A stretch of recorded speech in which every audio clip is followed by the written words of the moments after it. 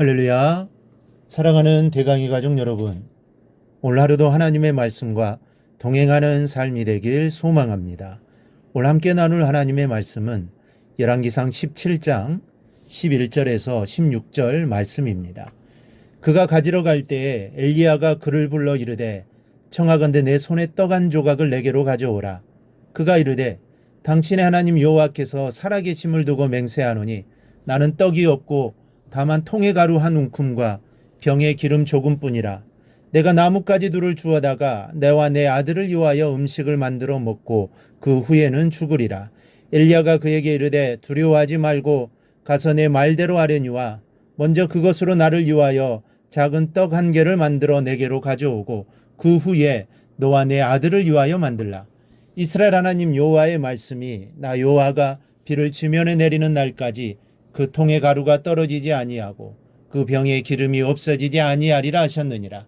그가 가서 엘리야의 말대로 하였더니 그와 엘리야와 그의 식구가 여러 날 먹었으나 여호와께서 엘리야를 통하여 하신 말씀같이 통에 가루가 떨어지지 아니하고 병에 기름이 없어지지 아니하니라. 아멘. 이 가뭄이 계속되면서 엘리야가 있던 시내도 마르게 됩니다. 그때 하나님께서는 엘리야를 사르밧에 있는 한 여인에게로 보내십니다. 그런데 하나님께서는 굳이 돈 많은 부자에게 엘리야를 보내지 않으시고 찢어지게 가난한 과부에게, 그것도 한 줌 남은 밀가루로 떡을 만들어 먹고 죽으려고 결심했던 절망적인 사람에게 엘리야를 보내셨습니다. 그런데 그 여인은 엘리야를 만나고 난 후에 놀라운 하나님의 사랑과 여호와께서 살아계시다는 산 증거를 체험하게 됩니다. 15절 이하를 보면 밀가루 통에서 아무리 퍼내도 밀가루가 마르지 않았으며 몇 방울 남지 않는 기름병에서 기름을 아무리 많이 사용해도 전혀 동나지 않았던 것입니다. 이 말씀에서 우리는 하나님께서 우리의 삶을 책임져 주신다는 교훈을 얻게 됩니다. 그렇습니다. 심지어 날아다니는 새 한 마리까지도 먹이시는 하나님이언을 어떻게 우리를 외면하시겠습니까? 마태복음 6장에 공중의 새를 보라, 심지도 않고 거두지도 않고 창고에 모아들이지도 아니하되 너희 하늘 아버지께서 기르시나니 너는 이것들보다 귀하지 아니하냐 하셨습니다. 심지어 참새 한 마리도 하나님께서 기르시거늘 어찌 너희를 내가 돌보지 않겠느냐는 말씀입니다. 자신의 아들을 주시면까지 사랑하는 자인데 하나님이 돌보시지 않을 리 없다는 말씀입니다. 이렇듯 절망에 놓여 있는 사르밧의 과부를, 쌀 한 톨 없는 가난한 사람을 하나님은 절대로 외면하지 않으십니다. 그런데 이 여인이 이토록 큰 은총을 누리기까지는 한 가지 사연이 있었습니다. 그것은 작은 떡 하나의 사연입니다. 13절을 보면 엘리야가 여인에게 이렇게 말합니다. 먼저 그것으로 나를 위하여 작은 떡 한 개를 만들어 내게로 가져오고 그 후에 너와 내 아들을 위하여 만들라. 엘리야가 여인에게 요구한 것은 떡 한 개였습니다. 그것도 작은 떡 한 개였던 것입니다.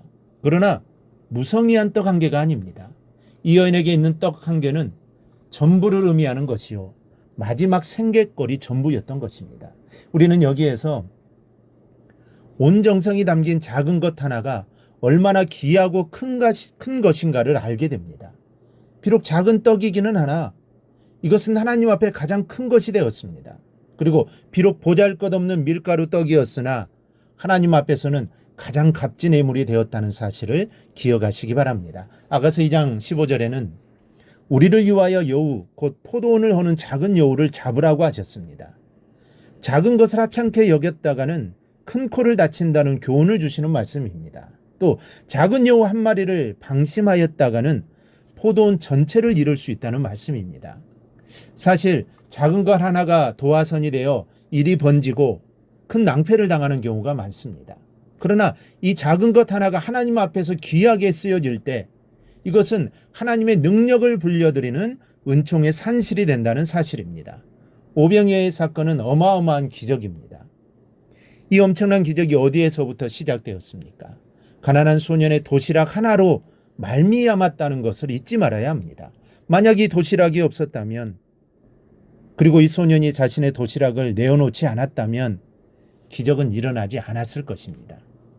두 렙돈의 작은 돈을 헌금한 여인을 향해 저 여인이 가장 많이 넣었다고 인정해 주신 주님의 말씀을 생각해 보면 결코 작은 것이 작지 않다는 것을 깨닫게 됩니다. 주님께서 겨자씨의 비유를 말씀하실 때도 모든 씨보다 더 작은 것이로되 라고 설명하셨습니다. 지극히 작은 것이지만 이것이 자라면 큰 나무가 되고 새들이 와서 쉬는 자리가 된다는 것입니다. 세상은 큰 것, 대단한 것을 좋아합니다. 작은 것은 좋아하지 않습니다. 가치를 인정하지도 않습니다. 하지만 이제 우리는 작은 것에 대한 소중함을 다시 느껴야 할 때입니다. 사르밧 여인의 작은 떡 한 개와 같이 마음과 정성이 담겨져 있는 작은 것을 귀하게 사용하는 법을 배워야 할 것입니다. 비록 작은 것이기는 하나 어려운 이웃을 향해 베푸는 마음을 가져야 하겠고, 주일날 드리는 헌금이 비록 작은 것이기는 하나 나의 정성과 마음을 담아 귀하게 바칠 수 있는 신앙인이 되어야겠습니다. 그래야 할 때 여인의 음식이 동나지 않았던 것이요 오병이의 기적이 일어난 것입니다. 범사에 무슨 일을 하든지 그곳에 마음과 정성을 다해야 합니다. 그럴 때 하나님의 일이 되어지는 것입니다. 우리가 교회에서 각자에게 주어진 사명들이 있습니다. 사람들의 눈에 볼 때 큰 것도 있을 수 있고 작은 것도 있을 수 있습니다. 하지만 하나님은 그렇게 보지 않으십니다. 설교하는 목사의 일은 큰 것이고 아무도 모르게 청소하는 일은 작은 것이 절대로 아닙니다. 하나님 앞에서는 크고 작음이 없습니다. 하나님 앞에서는 다 소중하고 귀한 일입니다. 그리고 그 일에 나의 마음과 정성이 담겨져 있느냐 하는 것입니다. 마음과 정성이 담겨져 있다면 그 일은 정말 큰 일이요 하나님의 일입니다. 우리가 이 사실을 기억하고 하나님이 나에게 맡겨주신 일에 마음과 정성을 담아 할 수 있기를 바랍니다. 그리하여 하나님께 귀하게 쓰임받는 성도들이 되기를 주님의 이름으로 축원합니다. 오늘 묵상한 말씀을 굳게 잡고 삶으로 실천하며 살아내는 대강의 모든 성도들이 되기를 축복합니다.